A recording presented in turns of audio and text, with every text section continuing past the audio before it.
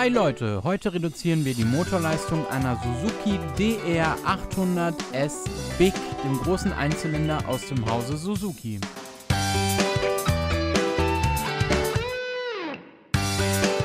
Dazu müssen wir zunächst einmal dieses Gummi entfernen, das die beiden Teile der Gasgriffschale zusammenhält. Auf der Rückseite des Gasgriffs befinden sich nun zwei Kreuzschrauben, die wir zunächst einmal lösen.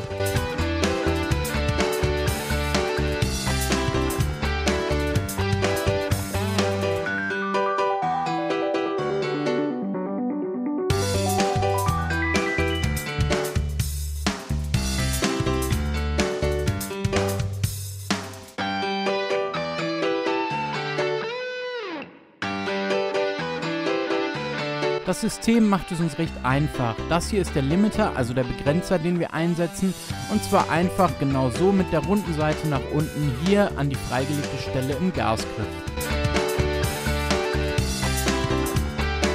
Das war auch schon der ganze Eingriff. Jetzt setzen wir den Deckel wieder an und die Schrauben kommen wieder an Ort und Stelle und werden fest verschraubt.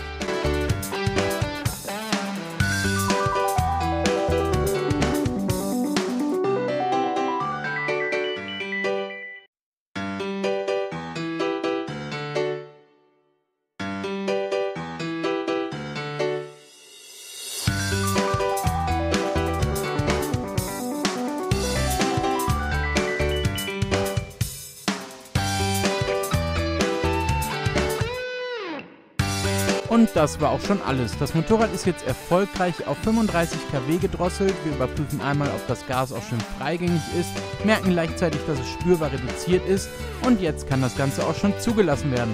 Zu diesem Zweck liefern wir dieses Teilegutachten mit. Damit werdet ihr nun beim TÜV, bei der DEKRA oder einer anderen Prüforganisation vorstellig und lasst das Teil zu. In diesem Sinne, viel Spaß beim Fahren und always ride safe!